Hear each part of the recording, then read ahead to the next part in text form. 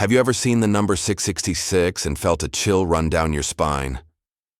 For centuries, this number has been branded as the mark of the beast, a symbol of ultimate evil. Movies, books, and spooky stories have all cemented this idea in our minds.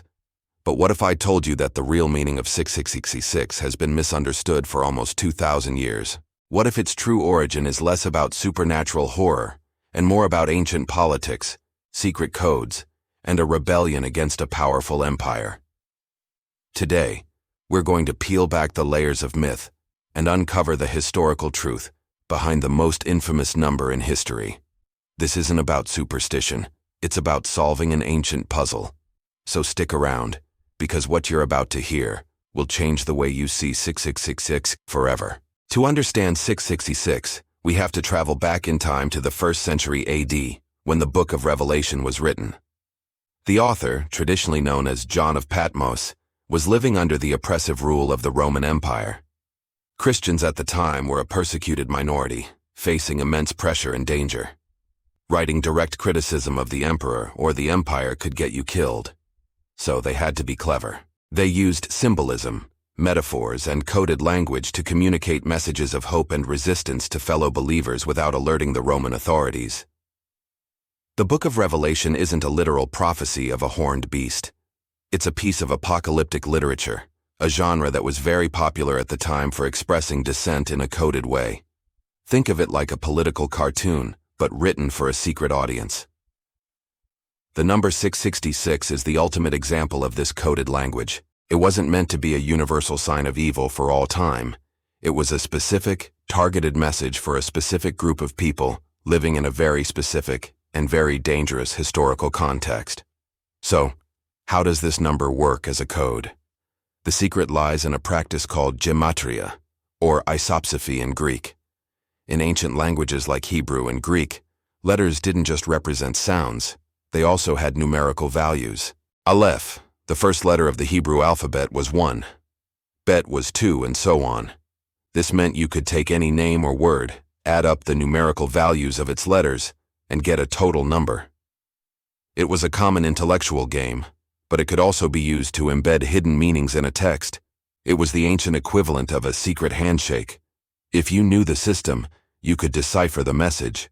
The author of Revelation was using this widely understood practice to point a finger at a very specific person without ever writing his name. He gave his readers a riddle. Let the one who has understanding calculate the number of the beast, for it is the number of a man. He was basically saying, hey, if you know what's going on, do the math. And when scholars did the math, they found a stunning match. The target of this coded insult was almost certainly the Roman emperor himself, Nero Caesar. Nero was a brutal tyrant, infamous for his cruelty and his persecution of Christians. He was seen by many as the embodiment of evil and an enemy of God. Now, here's the brilliant part of the code.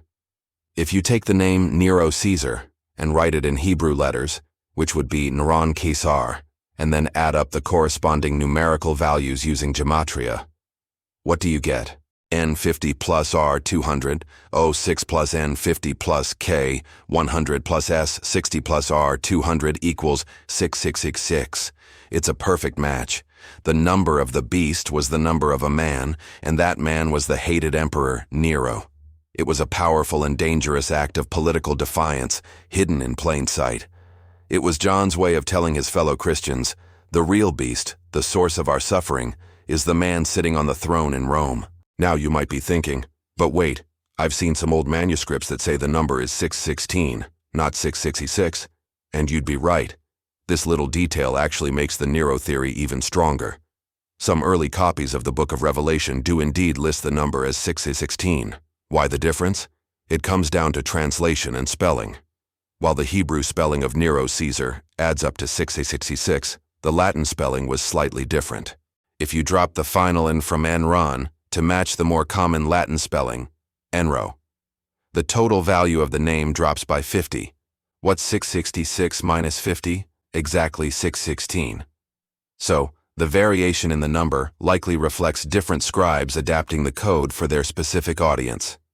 The Greek and Hebrew-speaking communities would have understood 666, while a Latin-speaking community might have used 616. It's like a regional dialect of the same secret code. Far from undermining the theory, this variation is a huge piece of evidence that the number was always about a specific person, not a generic, supernatural force. So, if 6666 was just an ancient political code aimed at Emperor Nero, how did it become the ultimate symbol of the devil? The answer lies in the way history unfolds. As the Roman Empire eventually fell and Christianity spread across the world, the original context was lost. People hundreds of years later didn't know about Nero or the practice of gematria. They read the text of Revelation literally. They saw the word beast, a dramatic vision of a monster rising from the sea, and they saw the number 6666. Without the historical key, they connected the dots in a new way. The beast became a literal monster, and 666 became its evil calling card. Over the centuries, this interpretation was reinforced by art, literature, and religious tradition. Dante's Inferno, medieval paintings, and countless sermons solidified the link between 666 and the ultimate personification of evil. Then, in the 20th century, Hollywood took over. Movies like The Omen cemented the number in popular culture as a sign of pure horror, completely detached from its original meaning. It is a classic case of a message losing its context and taking on a life of its own. Ultimately, understanding the true origin of 666 is incredibly empowering. It demystifies the number and transforms it from a source of fear and superstition into a fascinating historical artifact. It's a testament to the courage of early Christians who used clever means to resist oppression. They weren't fighting a supernatural monster. They were fighting a very real, very human tyrant. Their message wasn't one of cosmic horror, but of hope and perseverance in the face of incredible adversity. The number 666 isn't a curse or a mark you can accidentally receive. It's a solved puzzle, a piece of ancient political graffiti that tells a story of rebellion against injustice. So the next time you see the number 6666, don't feel fear. Instead, remember the story of John of Patmos, the clever code of gematria, and the defiant stand against the Emperor Nero. You'll be one of the few who truly understands the number of the beast. Thanks for joining me on this deep dive into history. It's amazing how a little context can completely change the meaning of something so famous. If you found this as fascinating as I do, please hit that like button and subscribe for more videos where we uncover the hidden truths behind the world's biggest mysteries. And I'd love to hear your thoughts in the comments.